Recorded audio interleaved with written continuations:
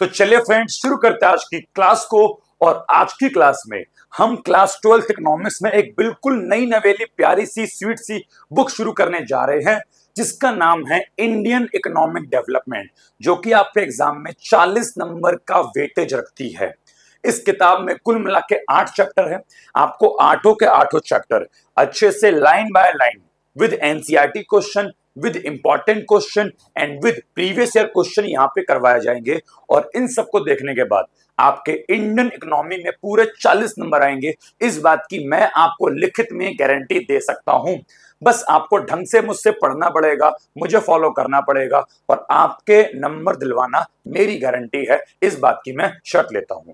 ठीक है, देखो भाई, ये चैप्टर 1 हम शुरू करने जा रहे हैं, बट उससे पहले आपको बुक का थोड़ा सा ओवरव्यू क्या है, सिलेबस क्या है, वो सब पता होना चाहिए। तो देखिए भाई, आपकी जो किताब है बच्चों, IED Indian economic development, 40 marks की बोर्ड में आपको देखने को मिलेगी। इस किताब में कुल मिला के बच्चों 3 यूनिट है, यूनिट 1, यूनिट 2, यूनिट 3। यूनिट 1 में बच्चों आपके 3 चैप्टर है। चैप्टर 1 आपका वही है कि आजादी के समय हमारा इंडियन इकोनॉमी कैसी थी। चैप्टर नंबर 2 बच्चों बात करेगा कि 1950 से लेके 1951 तक इंडिया कैसा था। चैप्टर 3 बात करेगा एलपीजी पॉलिसी के बारे में। जब मैं इन चैप्टर्स को डिटेल में पढ़ाऊंगा तब सब समझ में आएगा। अभी बस आप ऊपर ऊपर से नाम जान रहे हो। जब आप ये तीनों चैप्टर कर लोगे, आपके 12 मार्क्स यहां से जो है कवर अप हो जाएंगे। उसके बाद हम चैप्टर नंबर 4 पढ़ेंगे, जिसका नाम है human capital formation. Chapter number 5 पढ़ेंगे रूरल डेवलपमेंट। चैप्टर नंबर 6 पढ़ेंगे जो एम्प्लॉयमेंट के ऊपर है, एम्प्लॉयमेंट के बारे में है। और चैप्टर नंबर 7 हमारा होगा एनवायरमेंट एंड सस्टेनेबल डेवलपमेंट। जब आप ये 4 चैप्टर और कर लेंगे, जो कि यूनिट 2 में है, आपके 20 नंबर पक्के हो जाएंगे। और यूनिट नंबर 3 आखिरी chapter, that is India China Pakistan. जब हम इसकी बात करेंगे तो आपके 8 नंबर यहां से कवर अप हो जाएंगे। तो 12 मार्क्स, 20 मार्क्स, 8 मार्क्स आप सबको जोड़ेंगे तो 40 नंबर की आपकी इंडियन इकोनॉमिक डेवलपमेंट बन जाती है। हम स्टार्ट करेंगे चैप्टर नंबर 1 से और सीक्वेंस वाइज चलेंगे, चैप्टर 1, 2, 3 और ऐसे करते करते पूरे 8 चैप्टर खत्म करेंगे और 40 नंबर अपने कंफर्म करेंगे। ठीक है जी, तो चलिए टाइम को वेस्ट नहीं करते और बिल्कुल शुरू करते अपने चैप्टर नंबर 1 से, जिसका नाम है Indian economy at the eve of independence. Simple simple शब्द में बोलूं तो ये चैप्टर बताता है कि जब अंग्रेज हमारे भारत में थे तो उस समय भारत के हालात क्या थे, भारत कैसा था। ठीक है, तो पहले चैप्टर का एक लेते हैं ओवरव्यू, इस चैप्टर में क्या क्या पढ़ना है। ठीक है, अच्छा एक बात बताओ, अंग्रेज इंडिया कब आए थे? ये एग्जाम में नहीं पूछेगा, बस जस्ट नॉलेज पर्पज से हम बात कर रहे हैं। तो बेटा, अंग्रेज भारत में 1608 में आए थे। सबसे पहली बार अंग्रेज इंडिया में आए थे। ठीक है, और तभी से अंग्रेजों ने इंडिया को परेशान करना, हालांकि तब केवल व्यापार के पर्पज से आए थे और उन्होंने अपनी ईस्ट इंडिया कंपनी को स्थापित किया। लेकिन तभी से अंग्रेजों ने इंडिया को परेशान करना शुरू कर दिया और जैसे जैसे समय बीता और समय बीतता गया और बच्चों एक ईयर आया जो था 1757, जिसके बारे में मैं अभी आगे बात करने वाला हूं। और इसी समय के बाद से अंग्रेजों ने भारत पर राज करना शुरू कर दिया और भारत को काफी बुरा बना दिया, भारत को काफी मतलब भारत के हालात काफी बेकार कर दिए। तो इस चैप्टर में हमको यही पढ़ना है कि जब अंग्रेज इंडिया में थे तो उन्होंने इंडिया में क्या क्या किया, उनकी वजह से हमारा देश खराब कैसे हुआ, हमारे देश की इकोनॉमी किस प्रकार डूबी, किस प्रकार बर्बाद हुई। ये आपके सामने पूरा कंटेंट है। इस चैप्टर में आपको इतने टॉपिक पढ़ने हैं, इन टॉपिक से बाहर पेपर में कुछ भी देखने को नहीं मिलेगा। और जो बच्चे मुझसे ऑनलाइन पढ़ते हैं, ठीक है, और ऑफलाइन पढ़ते हैं, तो उनके पास प्रॉपर नोट्स भी होंगे और नोट्स में इन सबको मैंने अच्छे से डिटेल में पढ़ा रखा है, समझा रखा है। ठीक है, चलिए एक बार देख लो टॉपिक कौन कौन से हैं ताकि समझ में आ जाए चैप्टर में क्या क्या पढ़ना है। हम इस चैप्टर में सबसे पहले इसका इंट्रो पढ़ेंगे, जो कि आज पढ़ाऊंगा। फिर हम देखेंगे कि अंग्रेजों के टाइम पे हमारे देश का डेवलपमेंट कैसा था, अंग्रेजों के टाइम पर देश में एग्रीकल्चर कैसा था, देश में इंडस्ट्रियल सेक्टर, इंडस्ट्री फैक्ट्रीज कैसी थी, अंग्रेजों के टाइम पे हमारे देश का foreign trade sector, export import विदेशी व्यापार कैसा था, अंग्रेजों के टाइम पे ऑक्यूपेशनल स्ट्रक्चर, जिसका मतलब है कि अंग्रेजों के टाइम पे देश में रोजगार कैसा था। फिर बात करेंगे डेमोग्राफिक स्ट्रक्चर, अंग्रेजों के टाइम पर देश में पॉपुलेशन कितनी थी, पॉपुलेशन कैसी थी, कितने लोग पढ़े लिखे थे, कितने अनपढ़ थे, इन सब की बात करेंगे। फिर हम बात करेंगे, ये सॉरी मैंने 2 बार लिख दिया, डेमोग्राफिक स्ट्रक्चर। फिर हम बात करेंगे पॉजिटिव कंट्रीब्यूशन बाय ब्रिटिशर्स, कि अंग्रेजों ने पॉजिटिव योगदान क्या क्या दिया। और फिर हम बात करेंगे आजादी के समय भारत के सामने सोशल और इकोनॉमिक चैलेंजेस क्या थे। जब मैं टॉपिक पढ़ाऊंगा इनको बताऊंगा। यहाँ पे डेमोग्राफिक स्ट्रक्चर के स्थान पे बच्चों आना था इंफ्रास्ट्रक्चर, कि अंग्रेजों के टाइम पे भारत का इंफ्रास्ट्रक्चर कैसा था। इंफ्रास्ट्रक्चर बोले तो रोड, रेलवे, स्कूल, अस्पताल, पोस्ट ऑफिस, ये सब कैसा था। तो अल्टीमेटली आपको ये सारे के सारे टॉपिक पढ़ने हैं जिनको हौले हौले मैं कवर अप इसी क्लास में करवाऊंगा। तो अब हम चैप्टर शुरू करने वाले हैं प्रॉपर। तो भाई 1608 में अंग्रेज भारत आ गए थे। तब वो केवल व्यापार के दृष्टिकोण से भारत आए और केवल व्यापार कर रहे थे। अंग्रेजों का सबसे पहला युद्ध जो हुआ भारतीयों के साथ, हिंदुस्तानियों के साथ बच्चों को था 1757, जिसको 23 जून 1757 में लड़ा गया। और बेटा उस युद्ध का नाम था बैटल ऑफ प्लासी। याद रखना, ये आपके पेपर में आ सकता है कि प्लासी का युद्ध कब हुआ था। तो बैटल ऑफ प्लासी बच्चों 23 जून 1757 को हुआ था। ठीक है, इंट्रोडक्शन में हम पहले इसी की बात करेंगे, बैटल ऑफ प्लासी की। फिर उसके बाद हम बात करेंगे अंग्रेजों का रूल शुरू हुआ, अंग्रेजों से पहले इंडिया कैसा था, फिर अंग्रेजों ने पॉलिसी लाई, उससे क्या हुआ, और फिर देश हुआ आजाद। ये सारी बातें हम केवल टॉपिक नंबर 1, ये टॉपिक नंबर 1 में नहीं है, केवल इंट्रोडक्शन है। टॉपिक नंबर 1 तो शुरू होगा, ये हम इंट्रोडक्शन में सारी बातें जानेंगे। और शुरुआत बच्चों कहां से करेंगे, बैटल ऑफ प्लासी से। यहां पे एक तरफ था बच्चों रॉबर्ट क्लाइव, ये रॉबर्ट क्लाइव है। दूसरी तरफ था बच्चों भारत का एक सुल्तान, बंगाल का नवाब, जिसका नाम था सिराजुद्दौला। 23 जून 1757 को रॉबर्ट क्लाइव और सिराजुद्दौला के बीच युद्ध हुआ। और इतिहास का सबसे छोटा युद्ध इसी को माना जाता है, बैटल ऑफ प्लासी को। इस युद्ध में रॉबर्ट क्लाइव ने बंगाल के नवाब सिराजुद्दौला को मात्र 1.5 घंटे में मार गिराया और सिराजुद्दौला मारा गया। इसके पीछे एक रीजन ये है क्योंकि सिराजुद्दौला का जो सेनापति था मीर जाफर, वो अंग्रेजों के साथ मिल गया था और अंग्रेजों के पास केवल और केवल 3000 सैनिक थे और सिराजुद्दौला के पास 50,000 सैनिक थे। फिर भी ये युद्ध जीत गया और ये युद्ध हार गया क्योंकि इसका सेनापति मीर जाफर अंग्रेजों के साथ मिल गया था और उसने मिलकर सिराजुद्दौला को धोखा दिया।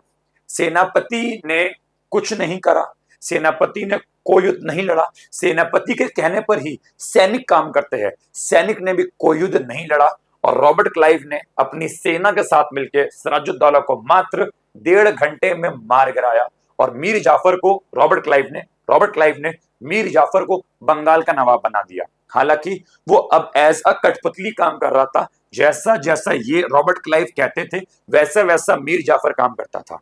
लेकिन मैं ये कहना चाह रहा हूं, इसी युद्ध के बाद से भारत की किस्मत पूरी पलट गई, भारत की डेस्टिनी पूरी पलट गई। ये फर्स्ट युद्ध था जो कि अंग्रेजों के बीच और हिंदुस्तानियों के बीच लड़ा गया। और इस युद्ध में जैसे ही ये सिराजुद्दौला हारा तो अंग्रेज समझ गए हम तो बहुत ताकतवर है, हम तो हिंदुस्तानियों को पागल बना बना के युद्ध जीत जाते हैं। और तभी से अंग्रेजों ने अपना राज शुरू कर दिया।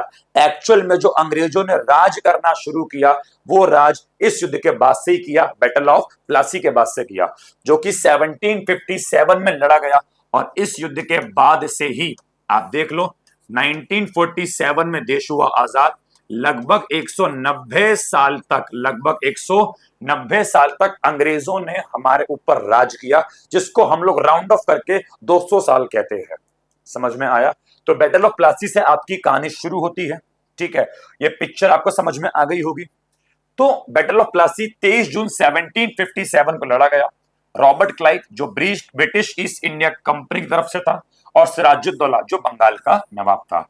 इस युद्ध में ब्रिटिशर्स युद्ध को जीत गए और उन्होंने अब बंगाल पर और इवन बंगाल के अलावा भारत के बहुत सारे हिस्सों पर अब राज करना शुरू कर दिया और यहां से शुरू हुआ अंग्रेजों का राज। बेटा क्या बोला मैंने? यहां से शुरू होता है क्या, अंग्रेजों का राज। और हमको यही पढ़ना है कि जब अंग्रेजों का राज हुआ तो उस समय देश के हालात क्या थे। इसी को बच्चों हम इंग्लिश में बोलते हैं ब्रिटिश ब्रिटिश कॉलोनियल रूल।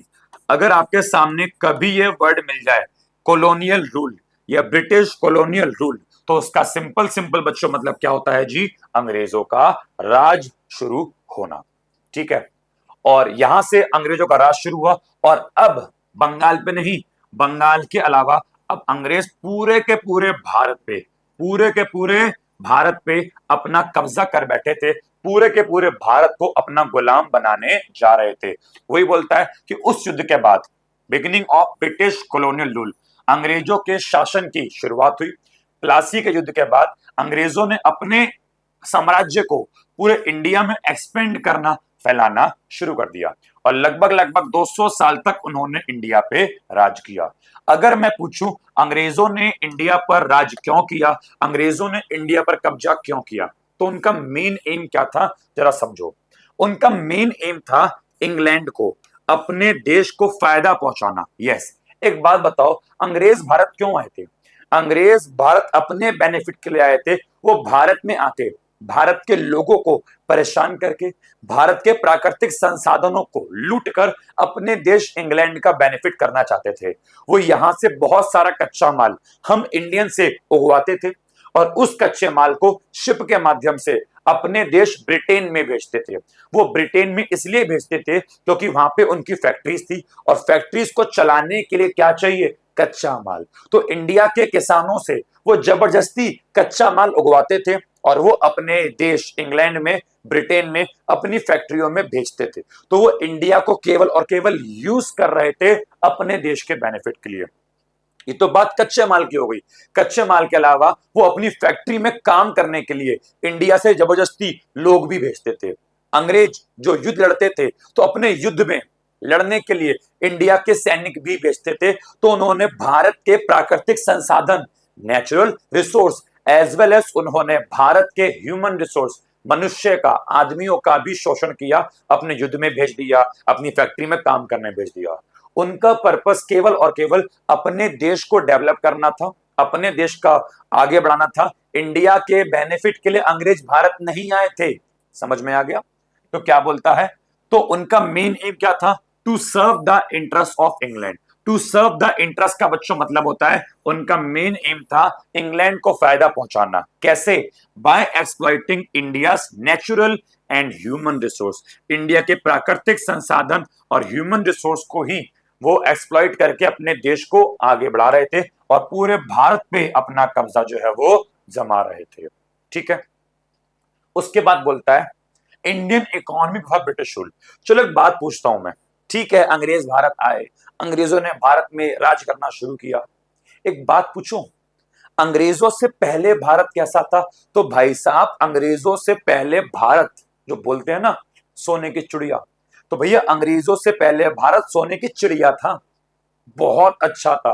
अंग्रेजों ने, मैं क्या बोलूं, मैं उनके लिए ऑनलाइन हूं, गाली वाली पक नहीं सकता। अंग्रेजों ने भारत की स्थिति को बेटा बहुत खराब कर दिया था। आइए एक बार देखते हैं कि भारत था कैसे अंग्रेजों के आने से पहले। तो India had a strong and self reliant economy. Bharat जो था एक ताकतवर देश था और इंडिपेंडेंट। इसका मतलब है हम अपनी आवश्यकताओं के लिए दूसरे देश पर डिपेंड नहीं थे। हमारे देश में सब कुछ था, हम एक ताकतवर देश थे, एक ताकतवर कंट्री थी। अरे इंडिया में इतना कुछ था, इंडिया में इतना कुछ था, तभी तो बाहर के सुल्तान आ आकर इंडिया पर राज करते थे। ये मुगलों ने बाहर से आकर ही तो इंडिया में राज किया, क्योंकि इंडिया में भाई बहुत कुछ था। तो इंडिया एक स्ट्रॉन्ग देश था, एक इंडिपेंडेंट, एक आजाद और एक दूसरे पर निर्भर ना होने वाला देश था। उस समय agriculture was the main source of occupation. Agriculture ही लोगों क्या था, एक मेन सोर्स था जीवन जीने का। इंडिया अपनी हैंडीक्राफ्ट इंडस्ट्री के लिए। You know what do you mean by handicraft industry? तो देख लो फोटो, जहां पे हाथों से वस्तु बनाई जाती है, जहां पर हाथों से काम किया जाता है, जिसको हिंदी में बोलते हैं हस्तशिल्प उद्योग। तो इंडिया अपनी हैंडीक्राफ्ट इंडस्ट्री के लिए पूरे के पूरे वर्ल्ड में फेमस था। हम क्या क्या बनाते थे? तो हम अपने हाथों से कॉटन के कपड़े, सिल्क के कपड़े, ठीक है, बनाते थे। मेटल वर्क हमारा काफी अच्छा था। मेटल वर्क बोले तो हम काफी जो है धातुओं से, लोहे से, तांबे से काफी अच्छी अच्छी चीजें बनाते थे। हमारा ज्वेलरी वर्क काफी अच्छा था। देखो, हम इतने सुंदर सुंदर राजा महाराजाओं के लिए, रानियों के लिए, महारानियों के लिए बहुत ही प्यारे प्यारे सुंदर सुंदर मुकुट बनाते थे। स्टोन क्राफ्ट, हमारा स्टोन वाला काम, पत्थरों वाला काम, कीमती कीमती पत्थरों वाला काम भी काफी फेमस था। Indian products were high quality and globally admired for their craftsmanship and fine material. जो हमारी वस्तु थी वो काफी हाई क्वालिटी की होती थी और ग्लोबली, पूरे विश्व में उसकी तारीफ की जाती थी कि हमारे जो क्राफ्टमैन है, क्राफ्टमैन का मतलब ये लोग जो वस्तु बना रहे हैं, वो काफी ज्यादा, उनके पास स्किल्स है, उनके हाथ काफी साफ है, वो बिल्कुल परफेक्शन से काम करते हैं, बिल्कुल फाइन मटेरियल, एकदम अच्छी क्वालिटी का मटेरियल भी यूज करते हैं।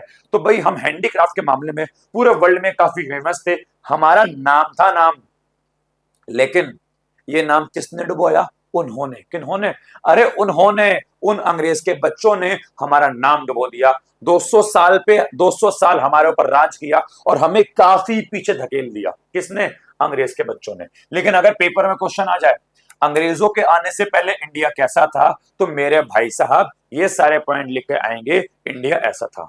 मैं आपको एक बात और कहना चाहता हूं, इंडियन इकोनॉमी में आपको अच्छे मार्क्स लेके आने हैं तो आपको फॉलो करनी पड़ेगी बच्चों एनसीईआरटी। बिना एनसीईआरटी को फॉलो किए आपके अच्छे मार्क्स नहीं आ सकते। और मेरे को थैंक यू बोलो, थैंक यू बोलो मेरे को कि सर थैंक यू। क्यों थैंक यू? क्योंकि मैं जो आपके सामने पीपीटी ला रहा हूं या मैं जो क्लास में आपको कुछ भी पढ़ाऊंगा, बेटा मैं पूरी की पूरी एनसीईआरटी फॉलो करके पढ़ाऊंगा।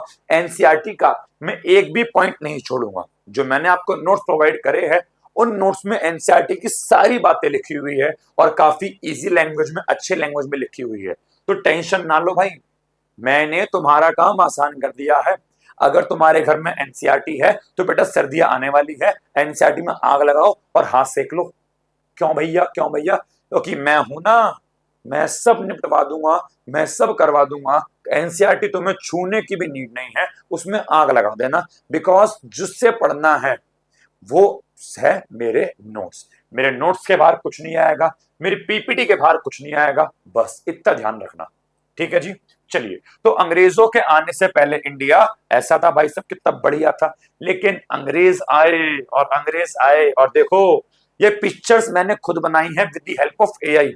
एआई की हेल्प से पिक्चर बनाई है आपको अच्छे से टॉपिक समझाने के लिए। देखो कि अंग्रेजों के आने के बाद क्या हुआ। एक तरफ इंग्लैंड है, मतलब ब्रिटेन या इंग्लैंड बोल लो, एक ही बात है।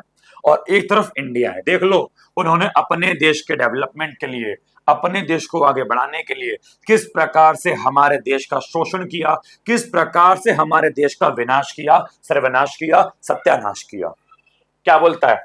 इकोनॉमिक पॉलिसी परस्यूड या अप्लाइड बाय ब्रिटिश गवर्नमेंट। बच्चों यहां से आपका एक एनसीईआरटी का क्वेश्चन कवर अप होगा, याद रखना। एनसीईआरटी में चैप्टर के पीछे बेटे क्वेश्चंस भी है और वो जो क्वेश्चंस है वो बहुत इंपॉर्टेंट है। तो इस टॉपिक से आपके एनसीईआरटी का जो इस चैप्टर क्वेश्चन नंबर 1 है वो क्वेश्चन नंबर 1 कवर होगा। क्वेश्चन नंबर 1 ये है कि ब्रिटिश गवर्नमेंट ने इंडिया में इकोनॉमिक पॉलिसी क्यों अपनाई, इकोनॉमिक पॉलिसी अपनाने के पीछे पर्पस क्या थे। तो अंग्रेजों ने भारत को चलाने के लिए, भारत पे प्रेशर बनाने के लिए या भारत को लूटने के लिए अनेक अनेक प्रकार की पॉलिसी लेकर आए। ये पॉलिसीज सारी मैं आपको आगे पढ़ाऊंगा इस चैप्टर के अंदर ही। तो अंग्रेज अनेक अनेक प्रकार की पॉलिसीज लाए और उन पॉलिसीज के माध्यम से अंग्रेजों ने इंडिया को लूटा। वो पॉलिसी लाए, चौथे क्वेश्चन ये बनेगा। तो वो पॉलिसी लाए थे ताकि ताकि ताकि इंडिया का यूज करके वो अपने देश का, इंग्लैंड का डेवलपमेंट कर सके। आप पिक्चर में देख रहे हो कि इंडिया को यूज किया जा रहा है। बेचारे लोग ऐसे काम कर रहे हैं, हमारा झंडा जमीन पे पड़ा हुआ है, ये लोग हाथ जोड़कर खड़े हैं और वो अपने देश को डेवलप कर रहे हैं। उनके देश में फैक्ट्री चल रही है, उनका झंडा लहर रहा है, ये टोपी में ये देखो दारू बियर हाथ में लेके एंजॉय कर रहे हैं, और हमारा देश डूब रहा है। तो भाई साहब मैं ये कहना चाह रहा हूं कि वो इंडिया को यूज कर रहे थे, इंडिया में पॉलिसी लेके आ रहे थे ताकि अपने देश का, इंग्लैंड का प्रमोशन कर सके, इंग्लैंड को आगे बढ़ा सके, इंग्लैंड को प्रोटेक्शन पहुंचा सके। तो क्या लिखा है, तो economic policies pursued by the colonial government in India were more concern, जो पॉलिसी लाई थी उनका जो मेन कंसर्न था, मेन फोकस था, वो क्या था, protection and promotion of the economic interest of their home country, कि वो अपनी होम कंट्री, अपने इंग्लैंड का प्रमोशन चाहते थे कि इंग्लैंड आगे बढ़े, एंड इंग्लैंड की प्रोटेक्शन चाहते थे कि इंग्लैंड आगे बढ़ेगा, इंग्लैंड के पास पैसा आएगा तो इंग्लैंड सेफ रहेगा, इंग्लैंड सुरक्षित रहेगा। तो अपने देश के प्रोटेक्शन के लिए, प्रमोशन के लिए इंडिया को यूज कर रहे थे, बर्बाद कर रहे थे। अन्य शब्दों में यह कहा जाएगा, ब्रिटिश गवर्नमेंट मेड पॉलिसीज, अंग्रेज सरकार ने ऐसी पॉलिसी बनाई that help Britain not India, जिससे ब्रिटेन को हेल्प मिली, इंडिया को कोई भी कैसी भी हेल्प नहीं मिली। समझ में आ गया। तो इकोनॉमिक पॉलिसी अंग्रेज इस पर्पस से लाए थे। एनसीईआरटी का आपका एक क्वेश्चन यहां से कवर होता है, ठीक है। ये सारी बात चल रही है किसमें, इंट्रोडक्शन में। अभी टॉपिक शुरू नहीं हुआ है, अभी हम केवल चैप्टर का एक इंट्रो पढ़ रहे हैं। जब आप इस चैप्टर का एनसीईआरटी किताब खोल के इंट्रो पढ़ेंगे, ये सारी बातें आपको वहीं पे देखने को मिलेगी। टेंशन ना लो भाई, एनसीईआरटी की मैंने हर एक बात फॉलो करी है। आगे बढ़ते हैं।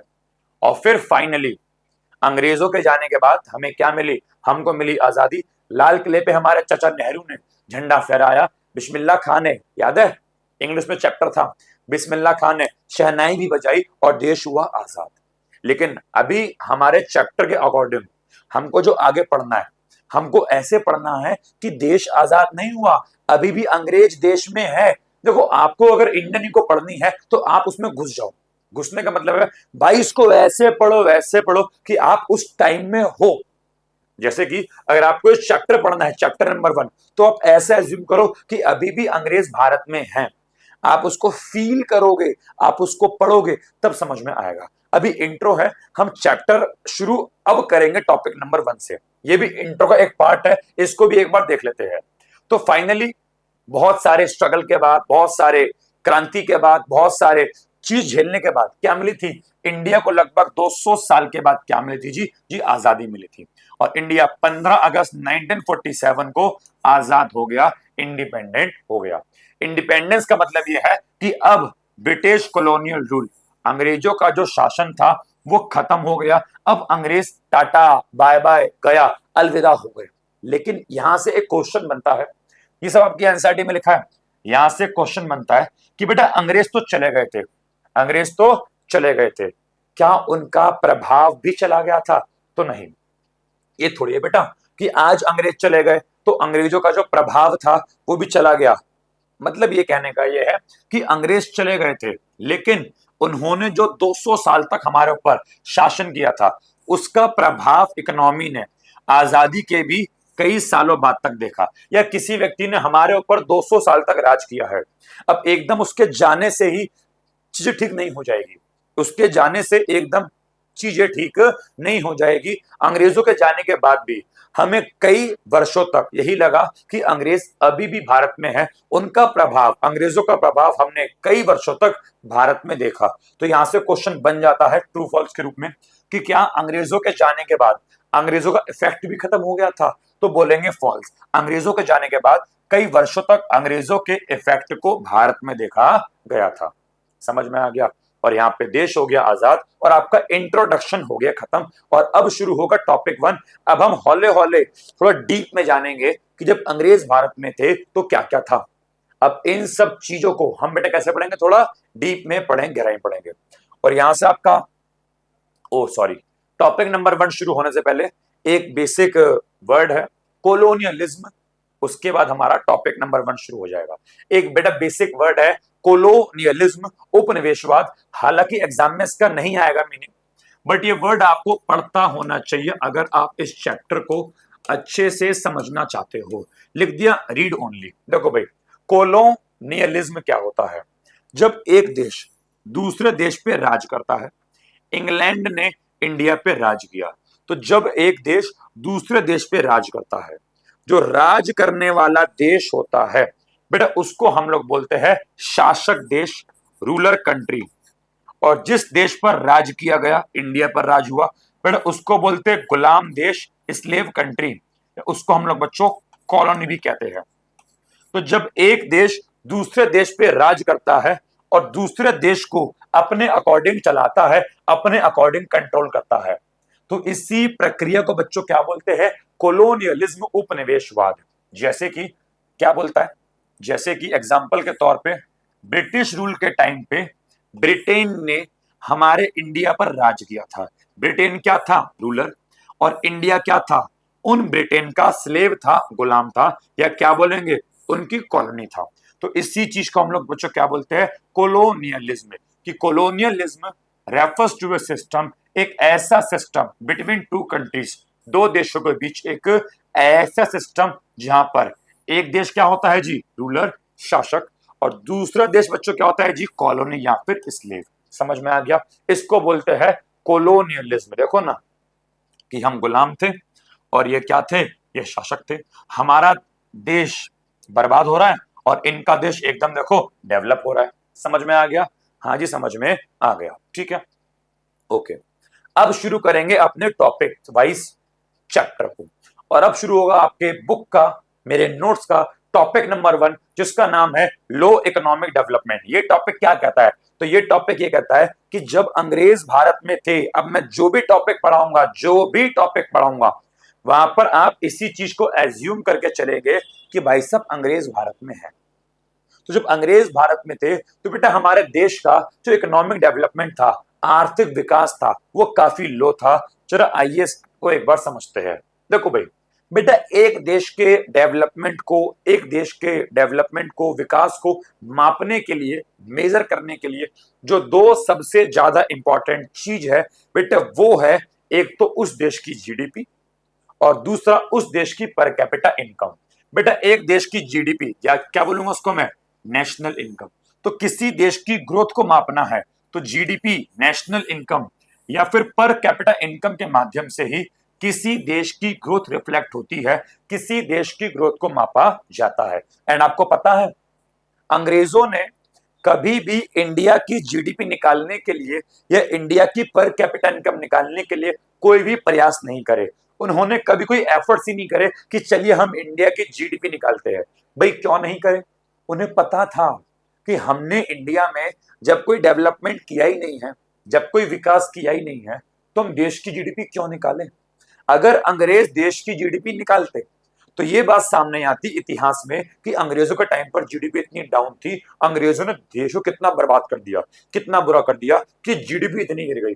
अंग्रेज अपनी थू थू नहीं करवाना चाहते थे, अपनी बेइज्जती नहीं करवाना चाहते थे, इसलिए अंग्रेजों ने कभी देश का जीडीपी निकाला ही नहीं, कभी देश की पर कैपिटा इनकम निकाली नहीं। बिकॉज अगर वो निकालते तो क्या होता बताओ? भाई बेइज्जती होती। लेकिन अबे अंग्रेजों ने नहीं निकाला तो क्या हुआ? भारत के लोग भी तो पढ़े लिखे थे, तो भारत के पढ़े लिखे लोगों ने देश की जीडीपी निकालने के लिए, देश की पर कैपिटा इनकम निकालने के लिए प्रयास करे। ठीक है, क्या बोलता है? The British government made no serious efforts to estimate India national income.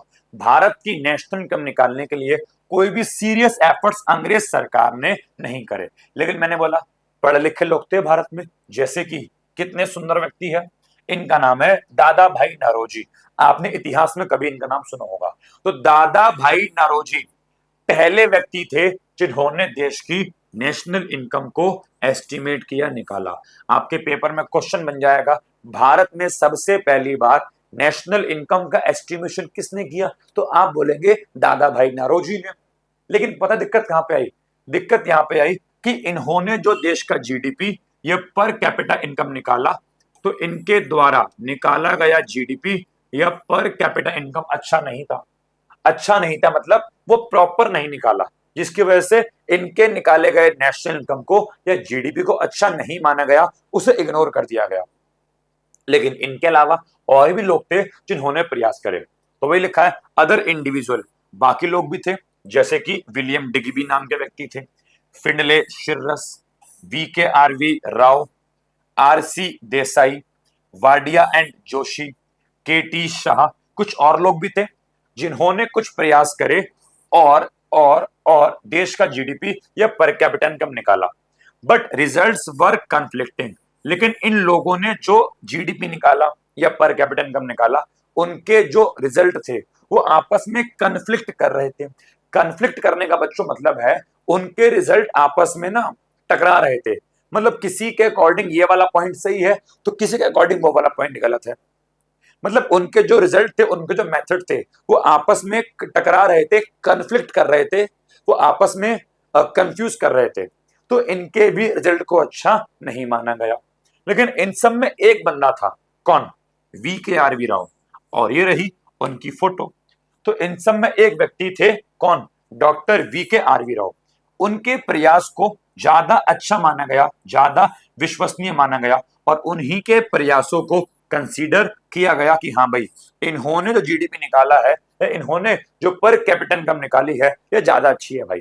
और इन्हीं के द्वारा निकाले गए जीडीपी या पर कैपिटा इनकम को जो है हम काउंट करेंगे या उसको ही हम लोग कंसीडर करेंगे।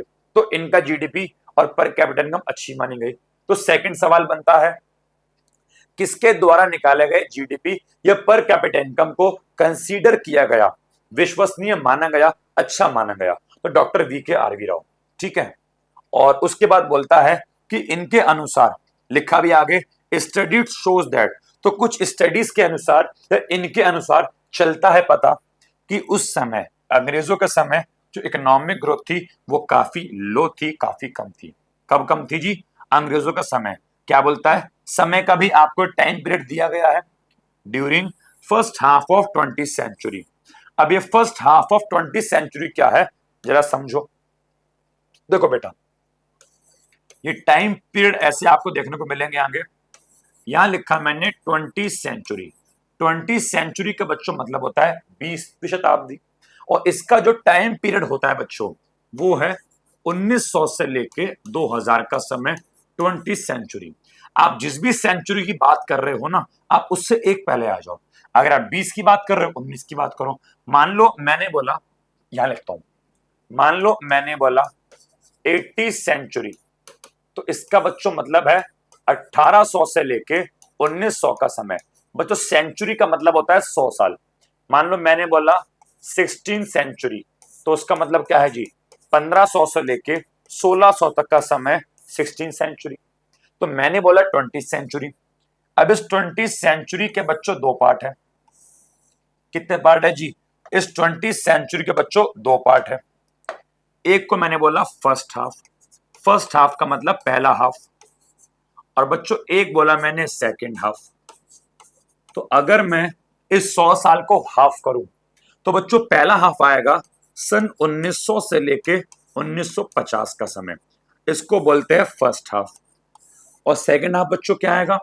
1951 से लेके 2000 तक का समय, इसको बोलते हैं सेकंड हाफ। अब बताओ, हम जो टॉपिक पढ़ रहे हैं वहां पे जीडीपी या पर कैपिटा इनकम कौन से समय की बोली जा रही है? तो ध्यान से पढ़ो, क्या लिखा है? First half of 20th century, 20वीं शताब्दी का पहला हाफ, 20th सेंचुरी का फर्स्ट हाफ, मतलब 1900 से लेके 1950 के समय की बात की जा रही है। तो बताओ, बोलता है उस समय, लिखा मैंने कि उस समय जीडीपी या पर कैपिटा इनकम क्या थी। तो यहां बोलता है उस समय जो जीडीपी ग्रोथ थी, मतलब रियल जीडीपी। यस, आपको पता है नेशनल इनकम में आपने पढ़ रखा है जीडीपी दो होते हैं, real GDP and nominal GDP. यहां पर हम किसकी बात कर रहे हैं बच्चों? रियल जीडीपी की। तो उस समय भारत का जो रियल जीडीपी था वो लगभग लगभग 2% से भी कम था, 2% से बिलो था। पेपर में सवाल बन जाता है, आजादी के समय भारत का जीडीपी कितना था? जी 2% से काफी कम था। और दूसरा, पर कैपिटा इनकम कितनी थी? तो पर कैपिटा इनकम जो थी वो ज्यादा तो नहीं, बहुत ही कम, 0.5% पर एनम। मतलब हर साल लगभग लगभग केवल 0.5% से रोज, मतलब होता है बेटा बढ़ना। ये रोज का मतलब गुलाब नहीं है, ये राइज की सेकंड फॉर्म रोज है, रोज माने बढ़ना। तो पर कैपिटा इनकम भी काफी कम थी, हर साल लगभग 0.5%।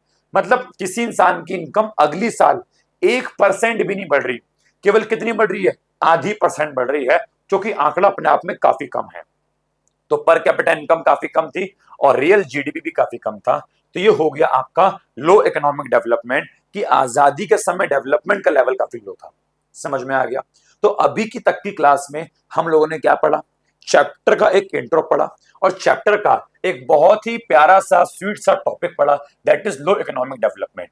और मैं इंडियन इकोनॉमी की वीडियो को लंबी लंबी ना बना के छोटे छोटे टुकड़ों में बनाऊंगा, ताकि आपको बोरिंग ना लगे और जल्दी से जल्दी आप वीडियोस को कवर करके नेक्स्ट टॉपिक पे बढ़ जाओ। ठीक है, तो आज के लिए इतना काफी है। नेक्स्ट क्लास में आऊंगा, हम टॉपिक नंबर 2 शुरू करेंगे, दैट विल बी एग्रीकल्चर। ठीक है, चलिए, okay, thank you so much, bye bye, God bless you, take care.